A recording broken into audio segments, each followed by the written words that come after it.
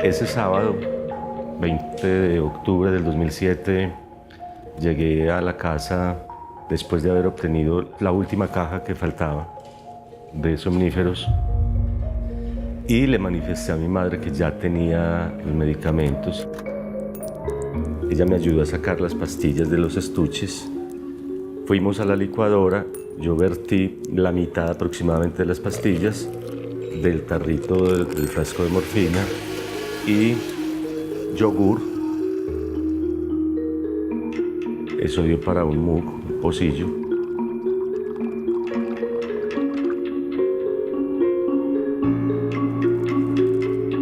Cuando terminó de fumarse su cigarrillo, tomó el mug y se bebió el contenido con decisión. Y luego vino un periodo en la cama ya recostada. Pasaron, no sé, 8, 10, 12 minutos y ya empezó a, digamos que a entrar como en el sueño profundo, y vino como una respiración muy pesada y como incluso sonora, ¿no? Como un cierto ronquido. Mientras tanto la tenía de la mano y fue entrando como en ese sueño profundo, y hubo un momento en el que ya yo me di cuenta que ya había pasado él al otro lado del jardín.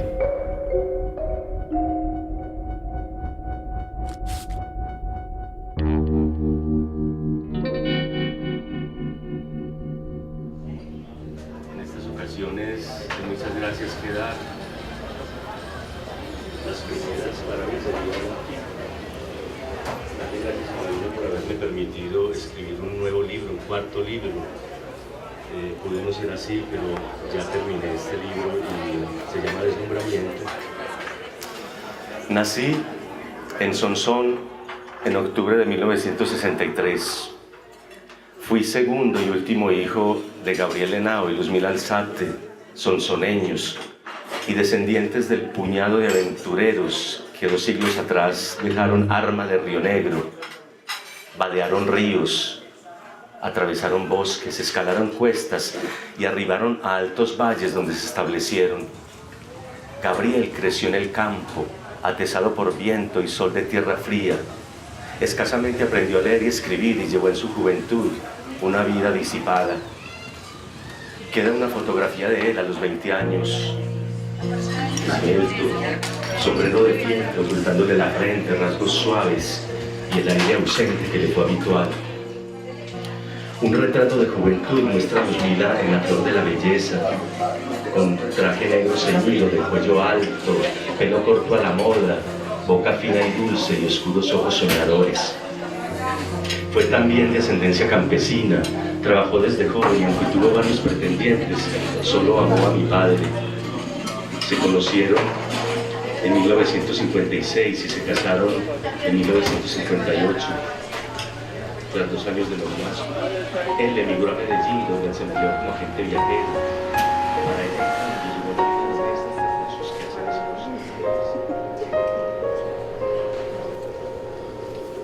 y hacia más o menos 12, 13 años, yo entré en Sonsón a la biblioteca municipal. A mí ya me habían dicho que la bibliotecaria era muy brava, pero ese día entré y no resultó pues una mujer brava, sino al contrario, me dijo que si yo deseaba que me sacaran una tarjeta de lector. Y dije, sí, me tráigame una foto suya. Yo le llevé la foto y la pegó al carnet y me dijo, usted se puede llevar para la casa el libro que quiera de acá. Me pareció una oferta maravillosa. Yo me sentí como dueño de todos esos libros, de algún modo. Yo empecé leyendo las historietas de Tintín y la revista Selecciones. Así empecé yo durante meses, leí y releí. Y por eso el primer libro propiamente literatura que leí fue el retrato de Dorian Gray, me acuerdo. Ahí quedé convertido en un lector y como con la sensación de haber descubierto un tesoro inagotable. ¿En qué momento ese lector se convierte en un escritor? ¿Y por qué? Eso pues sigue de alguna manera siendo un misterio. ¿Por qué? No todos los lectores se vuelven escritores o se antojan de escribir, ¿no? Pero es indudable que ese libro fue como la apertura y desde ese momento yo tenía ahí, pues, son 11, 12 años, ¿no? Mi primer poema es de mis 19 años, entonces pasaron unos 7, 8 años, ¿no? Antes de yo decidirme a escribir. Carmelita era robusta, de rostro curtido y con el pelo blanco recogido en trenza. La veo orando, leyendo la Biblia, diciéndonos nombres y virtudes de plantas o soplando el fogón, con el rostro encendido por el resplandor de las ascuas. Mientras tarareaba una canción, manipulaba cuchillos, cucharones y rollos de amasar. Olía y desmenuzaba hierbas, esparcía sal y pimienta. Recuerdo que un día le mostró a mi mamá algo que tenía en la cabeza, pues como, no sé, una mancha, algo. Ya ella tenía 85 años. Bueno, ahí empezó el cáncer, ¿no? Y se fue, como quien dice, quedando en carne viva, toda. Era terrible. No resistía el contacto con la ropa, entonces eran plásticos que la tenían. Y además había un olor, ¿cierto? Siempre que invadió la casa. Al final, a nadie se le ocurrió, de todas las personas que rodeaban a la viejita, que una mujer de 85 años con un cáncer no tenía ningún prospecto, ningún, digamos, futuro. O sí lo tenía, el dolor, el suplicio. Y que, por razones humanitarias, se podía, pues, proceder a la eutanasia. Carmelita murió de cáncer de piel en 1976, a los 85 años. La vi amortajada entre flores y lloré ante su rostro demacrado hasta los huesos. Muchas veces me he dicho que la vida no vale ese suplicio. Seguíamos visitando a don Manuel y a la tía Carolina, pero un vacío y un silencio se extendían por la casa.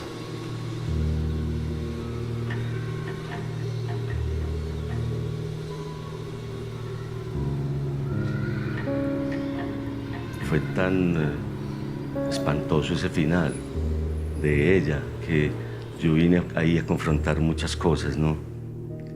Pensaba yo, y Dios permitió ese suplicio de esta viejita. Entonces ahí hubo como un momento de ruptura mía con la religión. O sea, ese fue un detonante.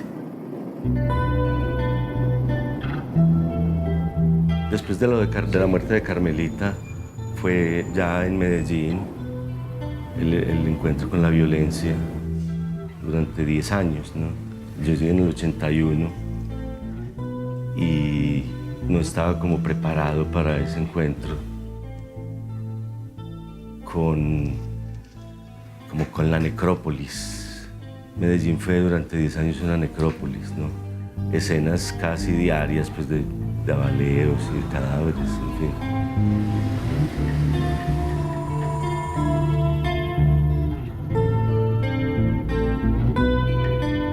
Levitan en el aire del planeta esta mañana moléculas de flor, murmurios de ave y polvillo vestigial de mariposa. Partículas fugaces de rosada claridad atraviesan mis pupilas, impregnadas todavía de abismal tiniebla, y por vez primera hoy en el decurso de los días, he llorado de saberme el increíble habitante de una estrella, de saber que bogo aún en su atmósfera gloriosa y que habré de residir un nuevo día en su esplendor. Yo creo que lo significativo es que justamente en esa década tan dura para la ciudad, yo me evadí de alguna manera con los libros. Y ahí fue que escribí mis 2 libros de poemas. Uno de ellos, Un día en el paraíso, es un libro exultante, colorido.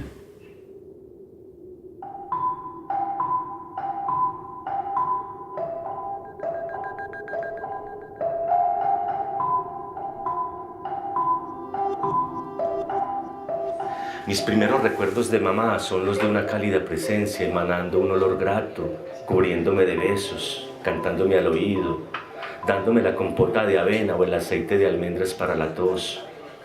La recuerdo inclinada sobre una labor de costura, desgranando mazorcas y pilando maíz, cuidando el jardín y atando flores en ramilletes.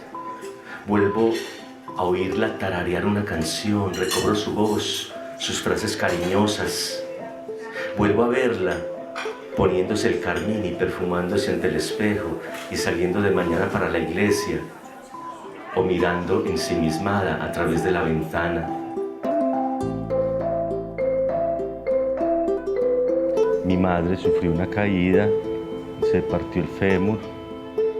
Entre el año 99 y 2001 murieron las 2 tías, mi padre. Mi madre, además de la caída, empezó a quedar ciega y empezó la artrosis. O sea, en un lapso muy breve quedamos solos, ella y yo. Lo que más le entristecía me parece que era la ceguera. El médico, el oftalmólogo, le sugirió operarse un ojo de cataratas y ver si podía recuperar algo de visión. Pues no, obviamente no toda, pero algo, y dame una lucecita, decía mi mamá continuamente. Se hizo la operación y la operación fracasó. No solo no vio más, sino que quedó peor. Y ya ella la cogió una tristeza de sentirse inútil, de sentir que ya no podía ver a sus hijos, por ejemplo, salir sola, que le gustaba mucho.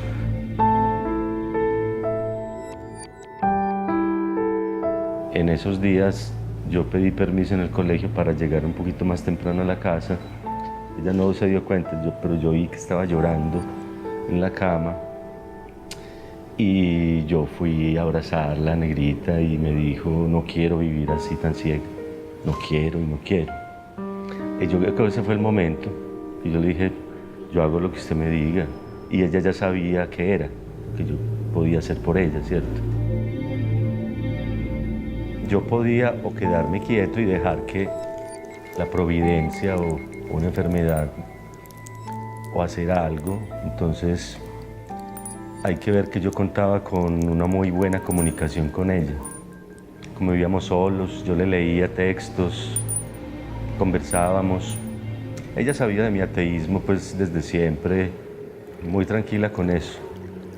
Entonces, a partir de cierto momento, empezamos a tratar el tema propiamente del desenlace y de la muerte, y yo a comunicarle abiertamente mi opinión al respecto, ¿no?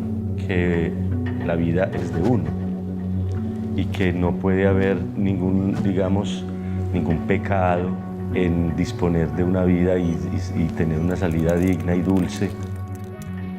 No hay ninguna duda de que si mi madre hubiera persistido en la noción del pecado y de que estaba mal hecho, pues yo qué iba a hacer ahí, nada, esperar un desenlace probablemente muy triste, ¿no? Entonces mira que lo que pasó ahí fue que logré de alguna manera desatar ese nudo que le impedía a ella abrirse como a esa posibilidad de la muerte voluntaria.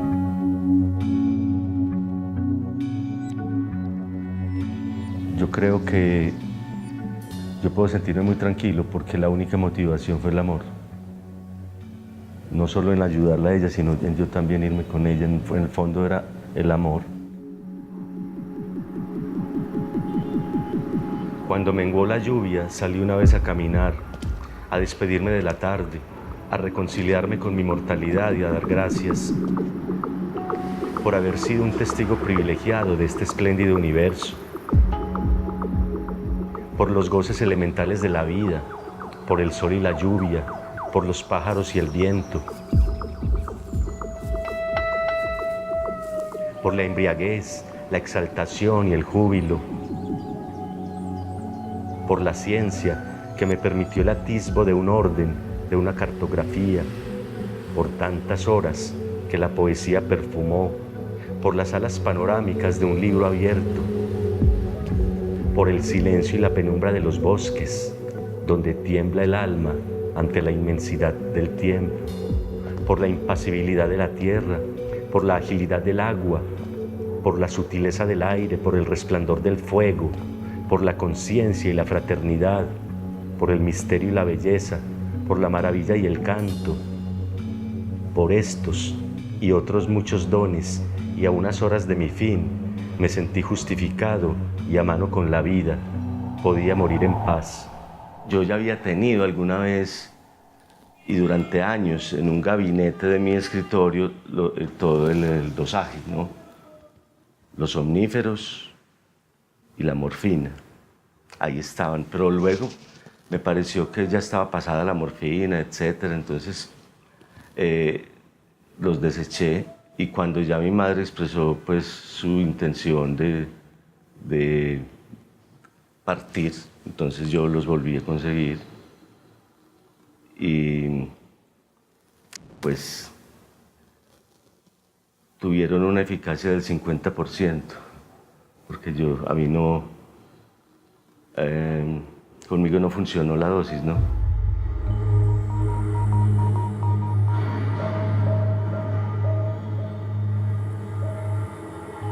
Yo llevaba 5 años viviendo solo con ella y digamos que el derrumbe de ese modo de vida era algo que no quería yo afrontar.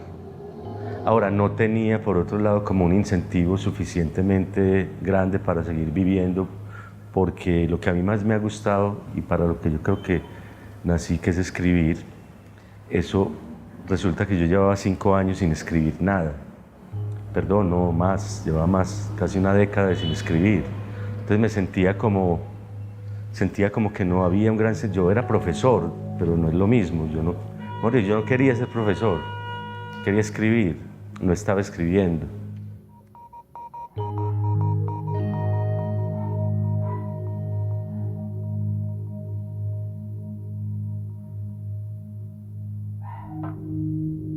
Yo permanecí al lado de ella alrededor de 1 hora, recostado, con la mano de ella en la mía, susurrándole. Y al cabo de ese tiempo me levanté y recuerdo que inicié la redacción de la carta para mi hermano. Me miré al espejo, recuerdo detenidamente, y tuve esa sensación de que todavía era parte de la vida, ¿no? De todas maneras, era cuestión de romper la carta y bueno, y asumir la muerte de mi madre, ¿no? Es decir, como la tentación de la vida por un momento, la nostalgia. Pero finalmente no, se impuso la decisión que ella había tomado. Preparé el cóctel, la misma proporción, pues, con respecto de mi madre. Me tomé el cóctel, fui a la cama, me acosté al lado de ella, la abracé y ya. Eso es todo lo que recuerdo.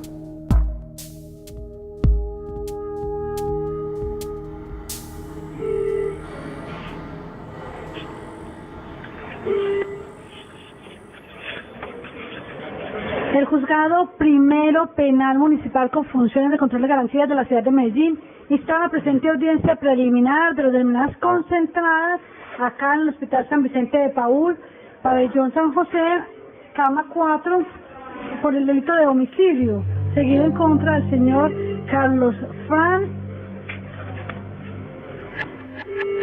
Esta audiencia se inicia hoy, 23 de octubre del 2007, siendo las 11:37 de la mañana. Se va a identificar, por favor, el indiciado, nombre completo, dirección, teléfono y cédula. Carlos Fram, 71. El primer recuerdo que yo tengo es justamente despertar en la cama del hospital rodeado de gente, de desconocidos. Dice, en el apartamento se hallan varios escritos, esto se dice en el informe ejecutivo de Policía Judicial, dentro de los cuales está uno marcado con el nombre de Iván, destacándose en el mismo que había tomado la decisión de asesinar a su señora madre. ¿Entendió el delito por el cual está siendo investigado? No entendí. El delito es homicidio. Le pregunto entonces ya formalmente si usted desea o no aceptar responsabilidad o la autoría del delito de homicidio en la persona de su madre. ¿Desea aceptar este homicidio, sí o no? No acepto. Le comunico que usted no puede... El panorama ahí estaba muy difícil, pero finalmente había en mí algo satisfactorio, y era pensar que había cesado ya el sufrimiento de mi mamá. El señor Carlos Fram es peligroso para la sociedad y que por tanto es indispensable imponerle la más alta medida de aseguramiento que se encuentra vigente en el ordenamiento actual.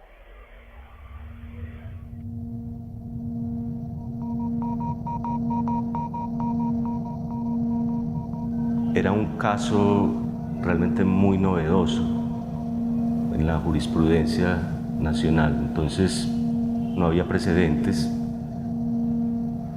Las fiscales, porque recuerdo que eran 2 fiscales, mantuvieron su acusación y su postura hasta el fin, pese a no contar con evidencia, pese a no tener testigos, por ejemplo, pese a que mi hermano no demandó ni se declaró víctima.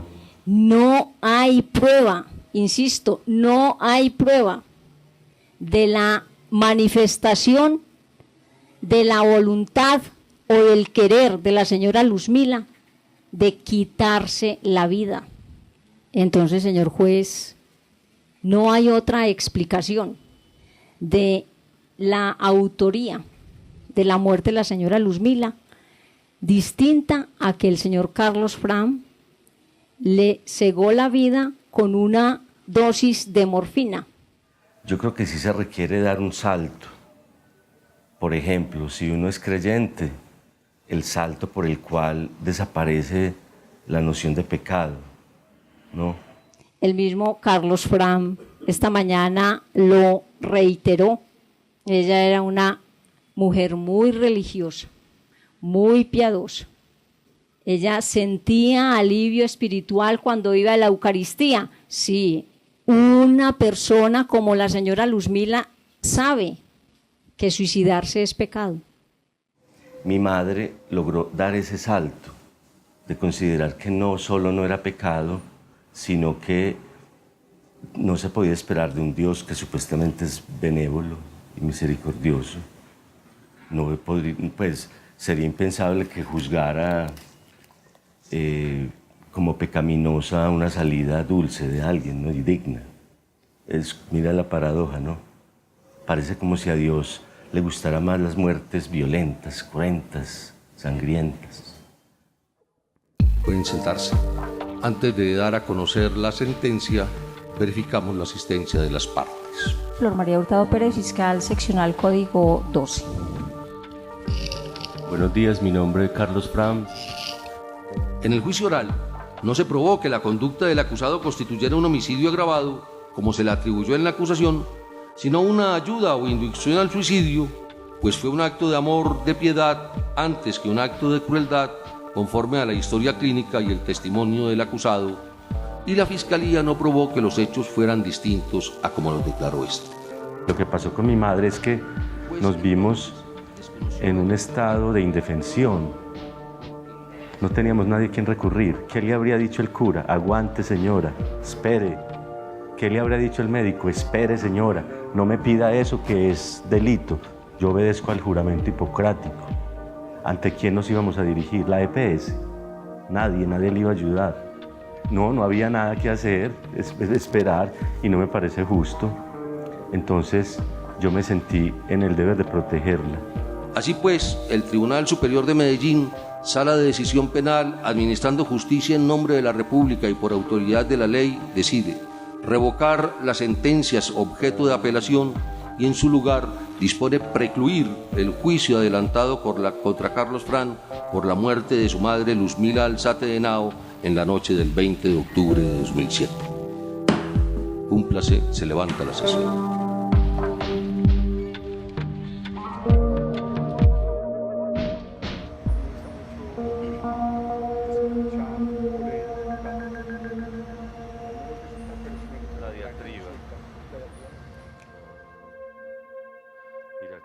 Fue muy claro para mí que si me había sido dada, digamos, la posibilidad de seguir vivo, no tenía ningún sentido regresar al tipo de vida que había llevado y del que justamente quería también escapar. Se abre para mí la posibilidad de la prosa, ¿no? De la novela, del relato. Yo he escrito poesía. Eso sumado a la solidaridad de los amigos, que fue muy bello eso, me dio como mucha razón para seguir. La posibilidad de escribir, ya tenía como una historia ahí, eso me ayudó a sobrellevar ese trance tan difícil de la cárcel, por ejemplo. Yo nunca había pensado en serio estar en una cárcel.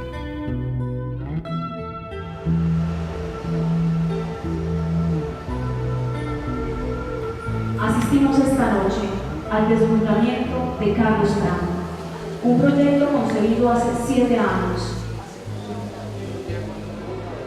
Me gustaba aventurarme en los anaqueles, me gustaba ese ámbito de silencio, soledad y sabiduría. Me gustaba explorar librerías en busca de libros bellos, escudriñarlos, acariciarlos y olerlos. ¿Cuántos libros han pasado por mis manos, cada uno con su olor íntimo? Libros con letras sobre dorada a fuego en el lomo y cantoneras de tafilete, guardas de seda y frontispicio, tipos redondos, capitulares y viñetas, libros magníficamente iluminados, ediciones en rústica de doble columna, hoja granulosa y pliegos para cortar, pequeños tomos de poesía para llevar en el bolsillo y leer en la calle, al aire libre, libros abiertos entre las manos, sostenidos en las rodillas o esparcidos sobre la mesa, como un rebaño adormilado, libros polvorientos, descabalados y carcomidos por la humedad, libros y más libros, y ese aroma a papel, tinta y cola de encuadernar, rarezas literarias adquiridas en tiendas de viejo y que nos transportan a otros mundos, obras subyugantes que no dejamos hasta leer la última palabra, libros venerables que nos encumbran y esclarecen y han de acompañarnos, libros melodiosos que acunan o filosos que dejan cicatrices, libros caudalosos donde hierven pasiones y resuenan gritos que estremecen la tierra, donde hay destellos de espadas y personajes de sangre y furia, libros ennoblecidos por los siglos y cuyas páginas desprenden al leerlas un delicado perfume de inmortalidad. Muchas gracias.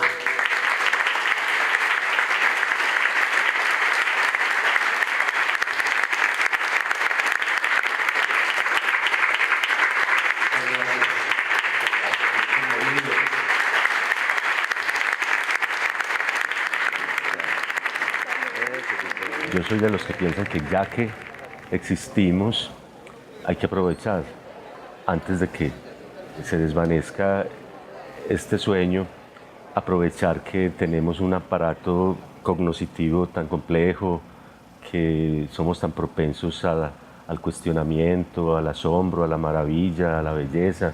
La actitud ante la muerte no es distinta a la actitud que se tiene ante la vida, creo yo, no tiene por qué ser así. Entonces el libro Deslumbramiento, en ese sentido, de una manera más sutil, es una gran defensa de la libertad y en esa medida de esa libertad, la que dice Jules Renard, pone en boca de Adriano la libertad de decir hasta cuándo se es útil.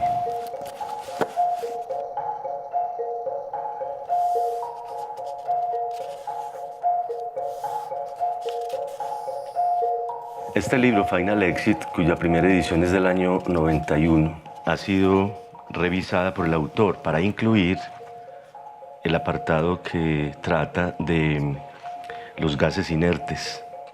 Estas ideas de usar el gas como el propiciador del estado de sueño que se necesita para una transición, digamos, que no comporte ningún tipo de molestia. La técnica del helio entonces se reduce a estos 4 componentes, que son el tanque, la manguera, la bolsa plástica y la banda elástica. La bolsa se llena de helio, expira todo el aire que tenga y en ese momento baja la bolsa. Entonces uno se recuesta cómodamente y en segundos, según Humphrey, se pierde el conocimiento. Y en 5 minutos hay ya muerte cerebral.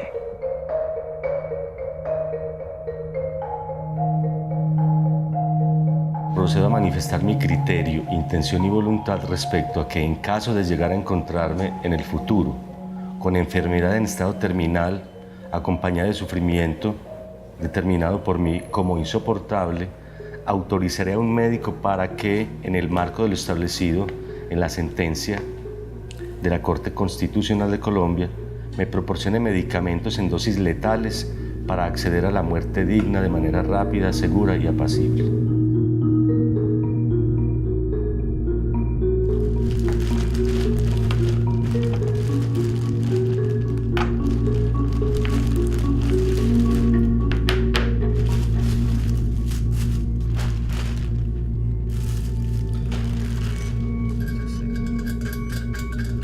Se presiona para que quede bien, inserta. Bueno, la manguerita iría adentro. De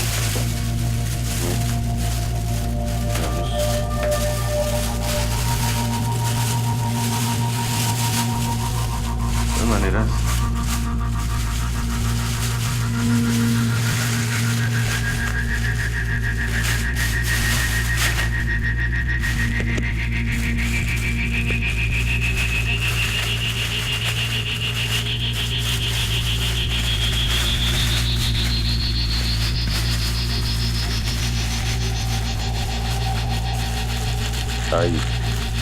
ahí está cubriendo las orejas y las cejas, casi, ¿no? Están las cejas. Vamos a ver qué pasa.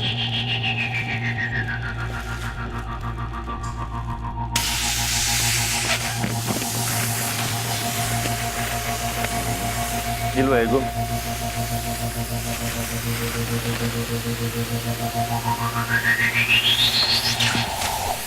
muy bien, es frío, ¿no? Es agradable la sensación incluso, tan fría, ¿no? Yo no quiero morir sudando como he vivido. Yo pienso que tener a mano, así no se vaya a usar, tener los elementos para la liberación es, ya me parece, como, por decirlo algo, como el insomnio que tienen en el nochero los omníferos. Saber que los tiene ahí probablemente a veces ni los tendrá que usar, ¿no? Es un acto prudente, me parece.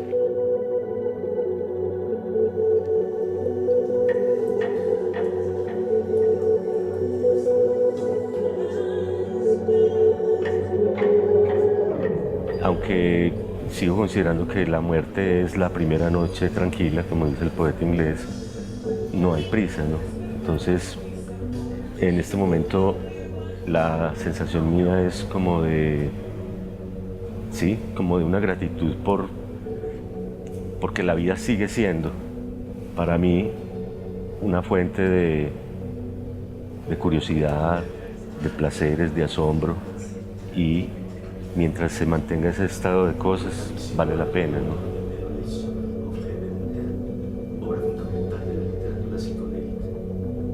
Ante lápidas y cipreses.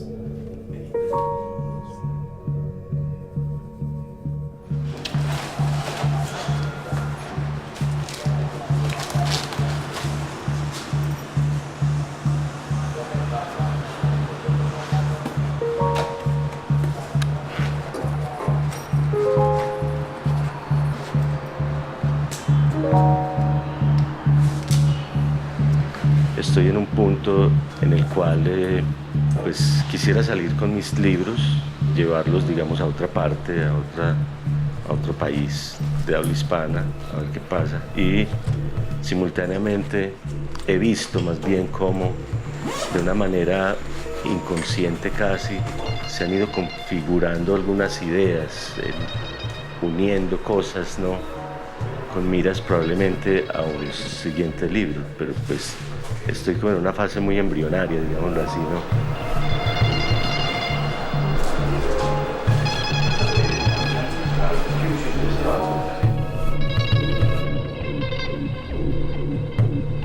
Yo era un profesor de literatura, escritura, pero el poeta no estaba por ningún lado. Entonces, lo que quedó fue el profesor de literatura, de ese lado del muro, digamos, y nació o renació el escritor, digámoslo así, hasta este momento, y esa es mi apuesta, vivir en tanto pueda ser útil de la única manera en que yo sé hacerlo, que es con la escritura.